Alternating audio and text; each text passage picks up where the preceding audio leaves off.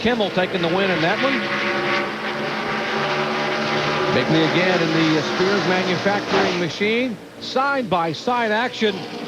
Boy, I love that. I've only been here. It's the first time I've been here, and I love this racetrack. It was a great racetrack. I really had a great time in the Morton Salt Car when we ran the Busch race a month or so ago. So really hated we had trouble and I got into the fence, but had a great time. Great facility. Great action.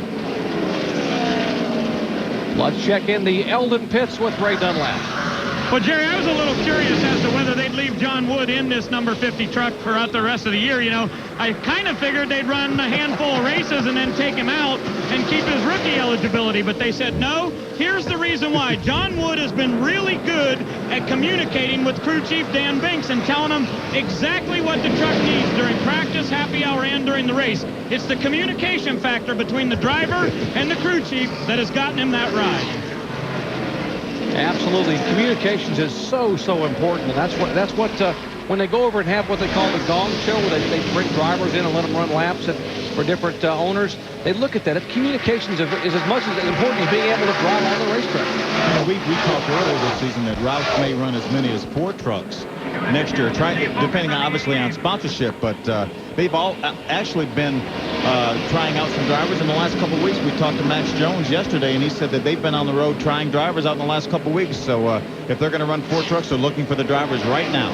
Talent search ongoing, and what a great place to bring a driver. NASCAR's Craftsman Truck Series, and pretty good guys over the years. How about a Kurt Busch or a Greg Biffle that came in here from running the regional series out in the Northwest and Southwest Series tours and come here and make a name for themselves and move on to the NASCAR's Busch Series or Western Cup. How about Mike Skinner, Ron Hornaday, people like Kevin Harvick, people like that. Stacey Compton. As you watch this battle here, the 20 and the 2, that is 3rd and 4th, left side of your screen.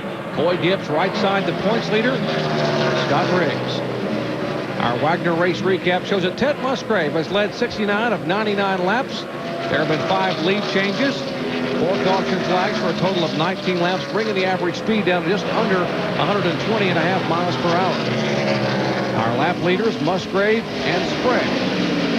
Sprague, of course, was the pole sitter, his 4th pole of the year, 17th career in Craftsman Truck Series action. Willie T. Ripps, Morgan Shepherd out, Donnie Morlock, Chris Horn involved in an incident not of his own doing early on. Sammy Sanders, the 07 Gene Christensen, and Lance Hooper, the former Winston West Series champion, having to park the Joey Sontag machine. Well, getting set for pit stops on pit road. Fuel mileage very critical. We'll come back and cover them at Kentucky Speedway in just a moment.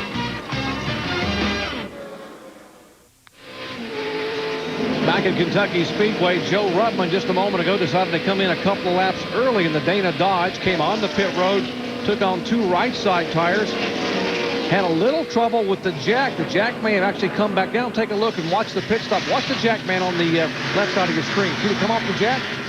He was carrying a tire by. Actually, it might have been the tire carrier. It was Jackman carrying the tire by and actually hit the jack handle, turned it down. So down, it actually fell down. It screwed up the rear tire changer. And a tough break, and then Joe stalled the truck trying to leave the pits. Let's check in the pits with Amy. Well, yeah, very disheartened crew because we had said that this was part of their grand scheme of things to give Joe some fresh right side tires. Well, they did that, but they did lose a lot of time, and we're going to see some more green flag stops coming up here soon. So not unusual for Joe Ruttman here at Kentucky because his past 2 visits here, trucks last year was a crash, and in the Busch race a month ago was a crash. So he hasn't crashed, but still something about this place and Joe Ruttman just doesn't agree. I thought his luck would turn around having coached a winning softball team, but maybe not. We'll see. There's the 88 truck. Matt Crafton running in 6th spot. John Wood challenging back in 7th. That's John in the 50. Bigley back in the 75. Dennis Setzer would be in the 46 behind these guys. He is the last call on the lead lap. Just 9 trucks, I should say, on the lead lap. As you watch Wood and Crafton battling for 6th. Seems as though John Wood has been side by side with somebody for the last 30 laps. So you see Matt Crafton making some good time on the outside. I wondered why he was so wide in turn 3 and 4 that last lap, but he really found a nice groove over in turn 1 and 2 on the outside. Matt Crafton came here and ran the All-Pro race early in the year. If you watch this battle for 3rd position. Riggs going inside of Gibbs, and now Gibbs tries to come back. Good side-by-side racing right here. As Amy mentioned earlier, Scott had to change engines in this truck. Scott and the crew had to change engines in this truck, but Timmy Cahoot told me, he told Scott, says, I don't want to worry, but this is the actual engine we're putting in is the one you won with at Dover. So Scott was pretty happy about that. Here's our leader, Ted Musgrave, in the Mopar Dodge, 45 miles an hour, headed to Ray Dunlap. Well, Gary, last time they were in was lap 51. They did right side tires, and it'll be the exact same thing this time. Just a little bit of a chassis adjustment. On the front tires, Dwight Cobb, Drew Blickensterfer on the rears, and it's Troy Phillips, the jackman. They get the right sides done. Tires come over here. Musgrave's been waiting patiently as they do make that little chassis adjustment. Can fuels in, and Musgrave goes back to the racetrack. Great pit stop by the Mopar crew down there for Musgrave, Fred Wanke and crew. A nice job making an adjustment. Here comes Jack Sprague, pole sitter, the Net Zero Chevrolet. Let's go back down the road. Sprague coming in, talking about the truck being a little bit tight after that last pit stop, so they will make a chassis adjustment here, definitely an air pressure adjustment. Now back to Amy East. Well, Terry Cook has rallied from 22nd up to 5th. He's getting right side tires and fuel, and it's a 10.6 stop, so an awesome pit stop. Ray Dunlap. It's 4 tires for Jack Sprague. They have decided to do the opposite of what Ted Musgrave did, so this pit stop will be a little bit longer. They did make that chassis adjustment, 22 seconds even, but a longer pit stop than Musgrave, but Sprague will have 4 tires where Musgrave just changed rights. And here's the battle for the lead. A couple of young gladiators at 20 and the 2. Dodge and Chevrolet. The MB&A Chevy has the advantage right now for Coy Gibbs. Here comes the points leader, Scott Riggs, on the bottom of the racetrack. Riggs has the preferred line. Slides up in front of Gibbs. And the 88 is on pit road in front of you, Amy. Well, young Matt Craftsman is coming in for right side tires and fuel. And just behind him, Dennis Setzer's Axiom Chevrolet, also right side and fuel. They're going to make the track bars adjustment for Dennis as well. See both those Chevrolets leaving. That's Crafton and Setzer. Setzer the winner at Memphis. The pole sitter last week at Kansas Speedway. The Axiom Chevrolet, Morgan Dollar Motorsports.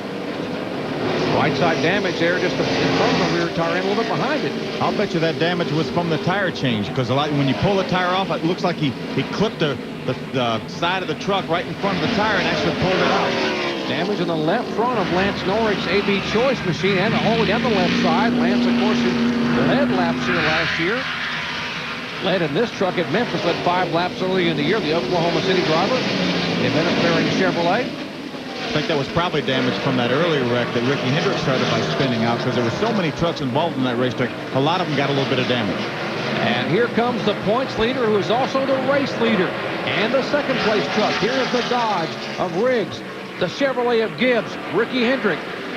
Let's go down to the Gibbs pit first. Last out of the second can. I'm going to go. Well, Coy Gibbs is having an awesome race. We just may see, again, we don't consider Coy a rookie, but really he is a rookie to our series this year, as he has not run a full season with us. So the MB&A team is going to give him, looks like right side tires, no chassis adjustment. Let's go to Ray Dunlap.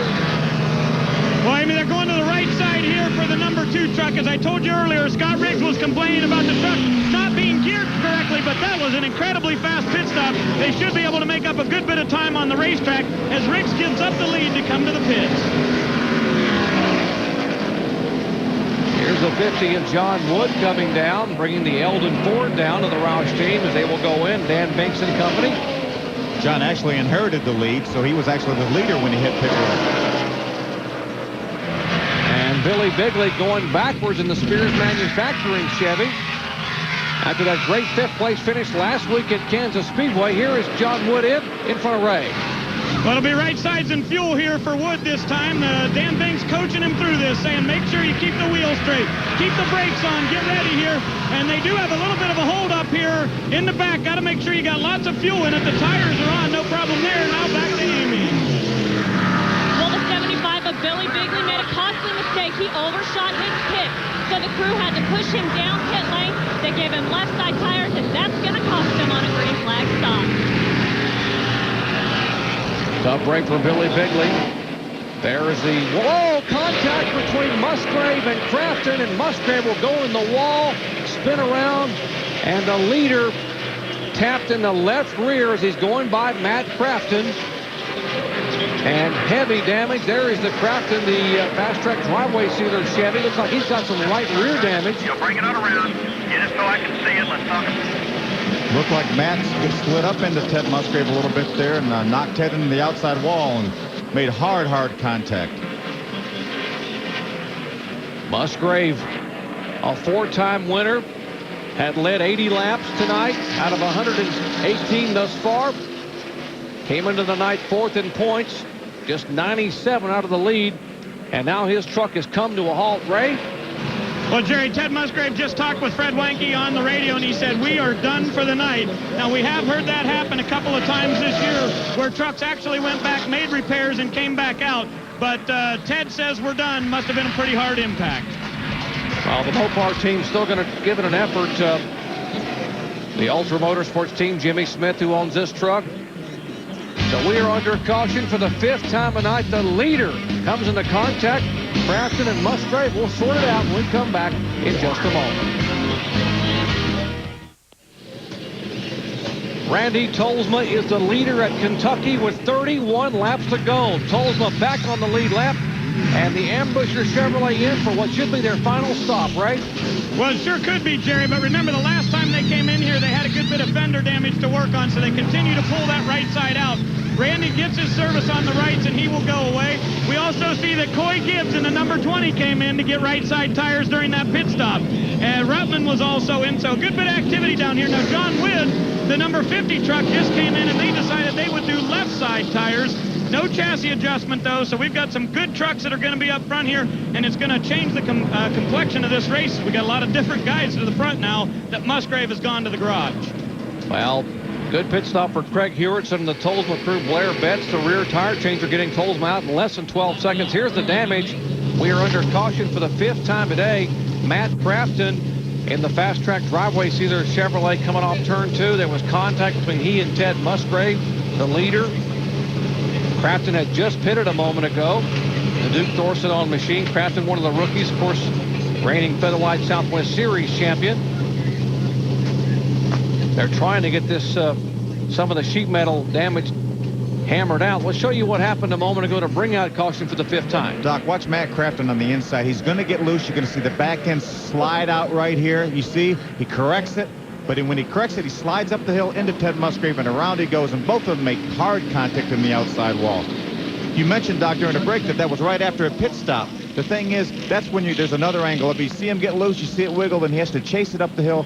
Right after a pit stop, when you put all that fuel in the back, you get a lot more rear weight than you used to have. We call it the pendulum effect. That weight swings around there that makes the truck looser than it is after you run a number of laps and burn the fuel out. And that's what happened to Matt Crafton. A tough break, and a tough break for the leader, Ted Musgrave. Let's go down to Amy East. Well, remember when Rick Crawford said it was the 50th anniversary for the Sawzall? Well, this team is using it on Matt Crafton's Chevy, and that's not a good thing. He's also being penalized 1 entire lap on top of already having a severely damaged truck. That is because he passed the pit car, I'm sorry, the pit truck, the pace truck, there we go. He passed the pace truck when he came down pit lane. That's a big no-no. You can never pass the pace truck once they have picked up the field, and Matt Crafton, being a rookie, was frustrated and just gassed it down pit lane, so he'll be held for an entire lap.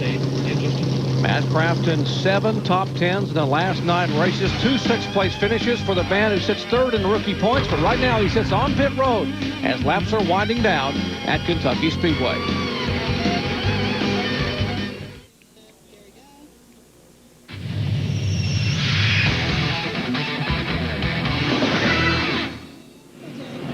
What a crowd on hand. Well over 40,000 have come to Kentucky Speedway.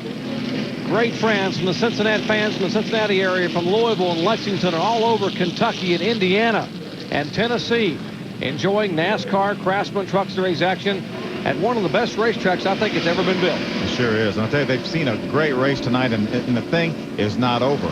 Here you see our leader, Scott Riggs. The reason he's leading the race, there's Jack Sprague, the 24 truck in second. They did not pit on that caution flag.